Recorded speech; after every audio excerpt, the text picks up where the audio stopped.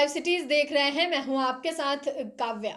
बिहार के 3000 पुलिस कर्मियों को नई जिम्मेदारी दी जाएगी। जी हां, आपको बता दें कि पुलिस मुख्यालय की ओर से बड़ी प्रेस कॉन्फ्रेंस की गई है और पुलिस मुख्यालय में एडीजी जितेंद्र सिंह गंगवार की ओर से जो है जानकारी दी गई और बताया गया है कि एएसआई, एसआई और सिपाही लेवल के जो पुलिसकर्मी हैं उनको प्रमोशन दिया जाएगा।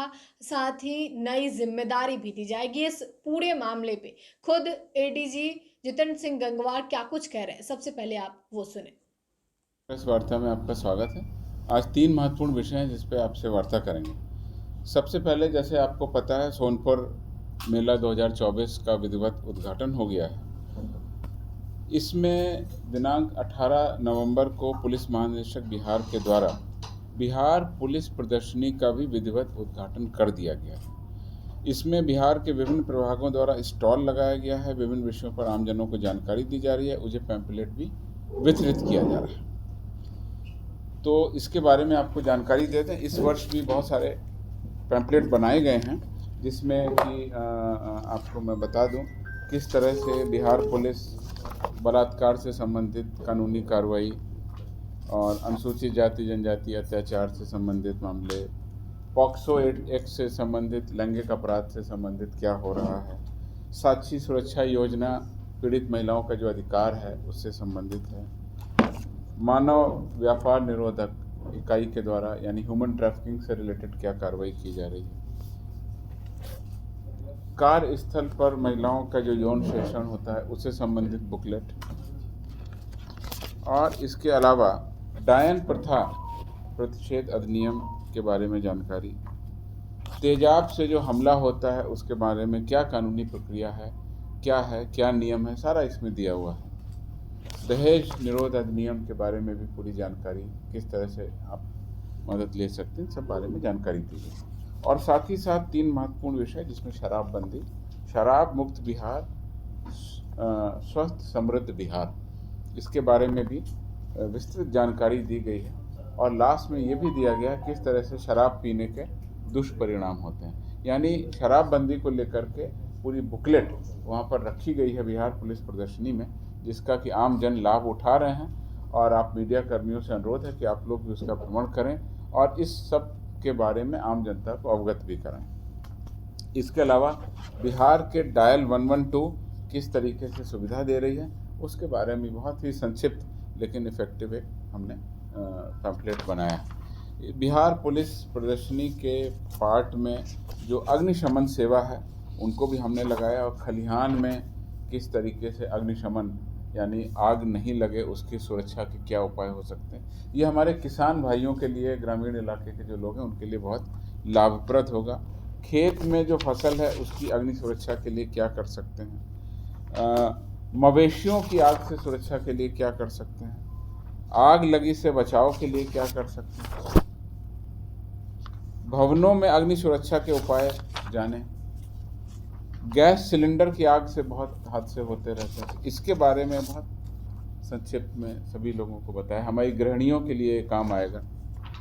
और बहुमंजिली इमारतें, अग्नि सुरक्षा से क्या बचाव और उपाय हो सकते हैं, इन सब विषयों पर आकर्षक पैम्पलेट बना के बिहार पुलिस की प्रदर्शनी का जो स्थल है उसमें रखे गए हैं। प्रदर्शनी के क्रम में एक और नया काम हम कर रहे हैं, उसके बारे में आज आपको जानकारी देनी है। पिछली बार भी हमने शुरू किया था, इस बार उसको और व्यापक तरीके से कर रहे हैं। पिछली बार हमने पूरे जो 1 महीने का मेला का अवधि था सोनपुर मेला का, 30/11/2023 से 23/12/2023 तक कुल 24 दिनों में हमने जन संवाद के कार्यक्रम आयोजित किए थे। और इसमें कई पुलिस अधीक्षक स्तर के पदाधिकारियों को भौतिक रूप से या ऑनलाइन स्तर से हमने ज्वाइन किया था।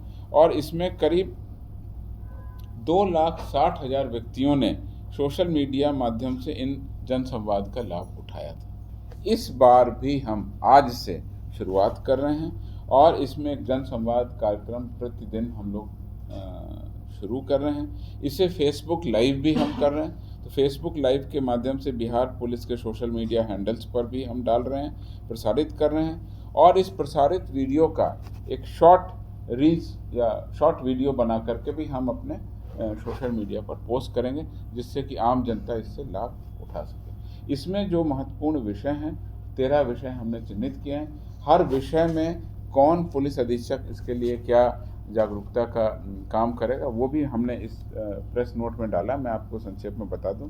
जैसे मद्य निषेध और पूर्ण नशाबंदी के संबंध में जानकारी एवं जागरूकता, पुलिस अधीक्षक मद्य निषेध देंगे।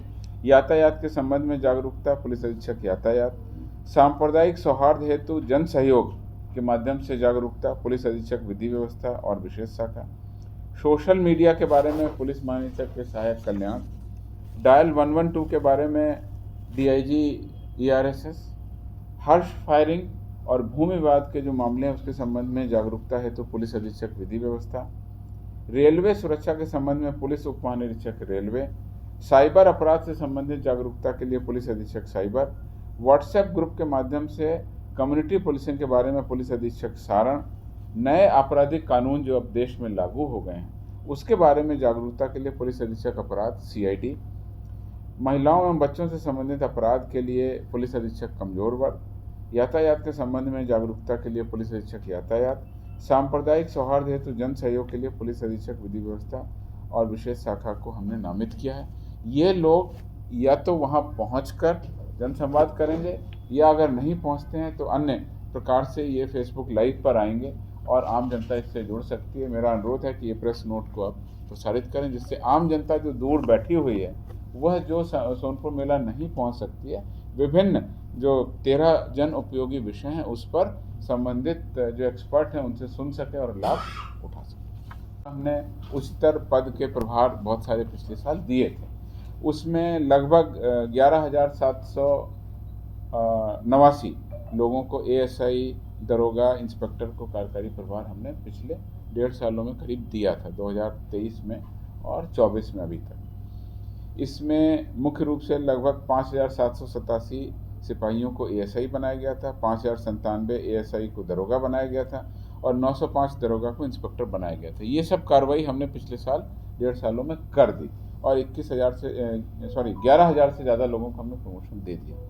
वर्तमान में भी हम अब उस प्रक्रिया की पुनः समीक्षा कर रहे हैं। कुछ और लोग भी रिटायर हो गए हैं और अब शीघ्र ही हम विहित प्रक्रिया के अनुसार लगभग 1 माह के अंदर में 3,000 योग पदाधिकारियों को लगभग कार्यकारी प्रभार देने की स्थिति में आ जाएंगे। सभी की सर्विस बुक, सेवा रिकॉर्ड, अभिलेख सब मंगाए गए हैं, उसकी गहन छानबीन कर रही है। और इसके अलावा हमने पिछली बार BMP के भी 2,176 पुलिस पदाधिकारियों को उच्चतर पद का प्रभार दिया गया था। उनको भी कहा गया कि आप जो हमारे BSAP हैं उनके पदाधिकारियों को वे अपने स्तर से कार्यकारी प्रभार दें। तो कुल मिलाकर के पुलिस कर्मियों के मनोबल, कल्याण और पुलिस संगठन के लिए बहुत आवश्यक है कि उनको उच्चतर प्रभार मिले, हायर रैंक में काम करने का मौका मिले। तो लगभग 3,000 के आसपास योग पदाधिकारियों को हमारी ऐसी आशा है कि हम सारे सर्विस रिकॉर्ड स्क्रीन करेंगे तो 3,000 लोगों को और हम प्रोन्नति दे सकेंगे जो इधर हाल में वैकेंसी हो। तीसरा विषय ये है कि नए बैच के IPS पदाधिकारी बिहार को अलॉट हो गए। 5 IPS पदाधिकारी बिहार में योगदान दे दिए हैं। इनका प्रशिक्षण अभी हमारी जो स्टेट पुलिस अकेडमी राजगीर में है, बिहार पुलिस अकेडमी, उसमें ये लोग प्रशिक्षण प्राप्त कर रहे हैं और इसके बाद ये लोग जिला के लिए प्रशिक्षण में जाएंगे। अब इनकी डिस्ट्रिक्ट ट्रेनिंग होगी, डिस्ट्रिक्ट ट्रेनिंग के बाद में इनका इवेल्युएशन होगा, फिर ये पुलिस अकेडमी हैदराबाद जाएंगे और वहाँ से फिर वापस आकर के इनकी रेगुलर पोस्टिंग होगी। मैं इनके बारे में संक्षिप्त जानकारी देना चाह रहा हूँ। 5 जो IPS पदाधिकारी अलॉट हुए हैं बिहार में, उसमें 4 महिला पदाधिकारी, और इनके बारे में मैं जानकारी दे दूं। इनकी क्या शैक्षणिक योग्यता है और क्या इनका राज्य है और किस जिले में ट्रेनिंग करने जा रहे हैं, ये भी हम बताते हैं।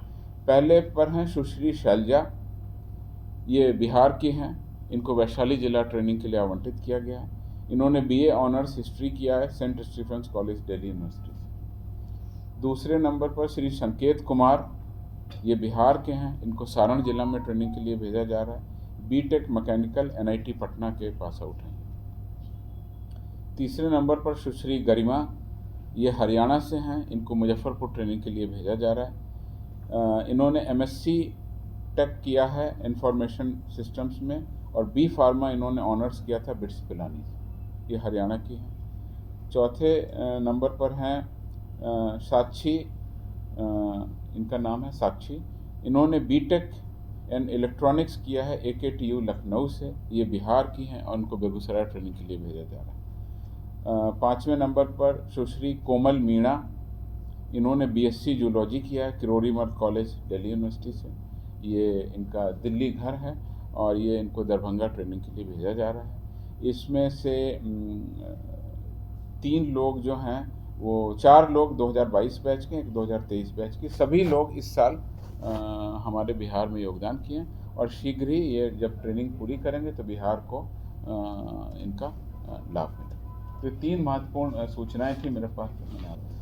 जैसा कि आप लोगों को कल सिपाही भर्ती बोर्ड के अध्यक्ष जी ने बताया था, उन्होंने शेड्यूल जारी कर दिया है और ये अब फिजिकल का शेड्यूल है। फिजिकल सिलसिलेवार तरीके से अपनी तिथि के अनुसार कैंडिडेट उनके वेबसाइट पर जाएं, अपना एक पत्र है उसको डाउनलोड करें, डाउनलोड करने के बाद ही उनको वहाँ फिजिकल के लिए एडमिशन मिलेगा। अपनी तिथि को जाएं और उसमें बाकायदा भाग लें। अब ये लगातार चलेगी, उसके बाद में फिर एवेल्युएट किया जाएगा, रिजल्ट निकाला जाएगा। नई भर्ती के बारे में हम शीघ्र ही आपको बताएंगे, बहुत तेज़ी से काम चल रहा है।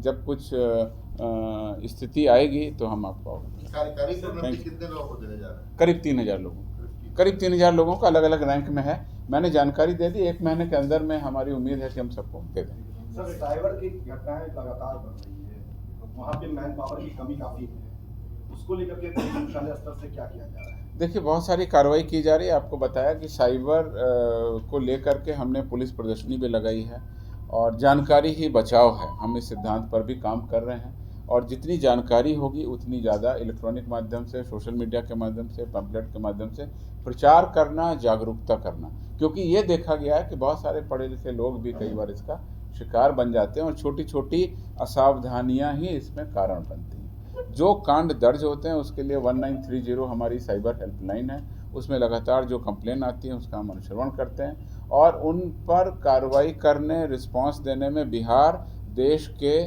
पहले और दूसरे स्थान पर रहता है। तो हमारा रिस्पांस मैकेनिज्म भी बहुत अच्छा है। कांडों के इन्वेस्टिगेशन के लिए साइबर थानों का गठन पिछले साल ही हर जिले में कर दिया गया था। उन जिलों में जो साइबर थाना है उसमें इन्वेस्टिगेशन किया जाता है। उनके जो IO हैं उनको लगातार हायर ट्रेनिंग दी जा रही है। लगातार हम लोग केस को क्रैक भी कर रहे हैं। हमारे यहाँ आर्थिक अपराध इकाई जो है इसका नोडल प्रभाग है, लगातार उनके स्तर से कार्रवाई की जा रही है और जहाँ भी जरूरत होगी हम लोग और से तरफ। Thank you. जनसंवाद लगातार चलेगा और 1-2 दिन के गैप के बाद में वो फर्स्ट वीक ऑफ दिसंबर तक चलेगा। सर, केंद्रीय गृह मंत्रालय ने बिहार से 1700 ऐसे नंबर हैं जो साइबर क्राइम में इस्तेमाल होते हैं, उसे बैन करने के लिए कहा है। पुलिस मुख्यालय इस दिशा में कदम बढ़ा रही है? नहीं, मुझे आपके जो स्पेसिफिक क्वेश्चन है किन नंबरों को बैन करने के लिए कहा है वो जानकारी नहीं है। साइबर क्राइम के लिए आर्थिक अपराध इकाई लगातार कार्रवाई कर रही है। हमारी ही रिक्वेस्ट पर बहुत सारे डुप्लीकेट सिम और गलत पते पर जो सिम अलॉट हुए थे, पिछली बार आपको डिटेल जानकारी दे दी गई थी। अद्यतन जानकारी लेके मैं अवगत हूं। सर, एक सवाल, रिटायर्ड असिस्टेंट प्रोफेसर के साथ जो साइबर क्राइम की घटना हुई, अब ऐसे किसी एक साइबर के बारे में क्या पाना है? अभी साइबर के बारे में मैं डिटेल आपको बता दूं, आपके प्रश्न को मैंने नोट किया। Thank you. तो आपने ADG जितेंद्र सिंह गंगवार को सुना, जिन्होंने इस मामले में पूरी जानकारी दी और बताया कि बिहार के पुलिस कर्मियों को 1 महीने के अंदर जो है प्रमोशन दिया जाना है। इससे मनोबल बढ़ेगा पुलिस कर्मियों का। जो ASI हैं, SI हैं, सिपाही लेवल के जो पुलिस कर्मी हैं, उनको जल्द से जल्द प्रमोशन देकर नई जिम्मेदारी दी जाएगी। 1 महीने का वक्त दिया गया है, आपने वीडियो में भी सुना है। तो जितने भी बिहार पुलिस के कर्मचारी हैं, कर्मी हैं, उन्हें 1 महीने के अंदर में नई जिम्मेदारी मिलने जा रही हैं, उनका प्रमोशन भी होगा। आपको बता दें कि एडीजी जितेंद्र सिंह गंगवार ने कहा कि योग्य पदाधिकारियों के मनोबल को बढ़ाने के लिए यह कदम उठाया गया है। रिटायरमेंट के बाद सीटें खाली हुई हैं। एएसआई, एसआई, सिपाही को नई जिम्मेदारी दी जाएगी। 1 माह के अंदर जो है कार्यकारी प्रभार जो है उन्हें दिया जाएगा। और साथ ही उन्होंने यह भी कहा है कि पिछले साल 11,000 से अधिक पुलिस कर्मियों का प्रमोशन हुआ था और इस साल 3,000 पुलिस कर्मियों का प्रमोशन जो है 1 महीने के अंदर में होने जा रहा है। तो फिलहाल के लिए इतना ही। साथ ही चैनल को सब्सक्राइब करें, फेसबुक पेज को लाइक करें। वीडियो देखने के लिए आपका धन्यवाद।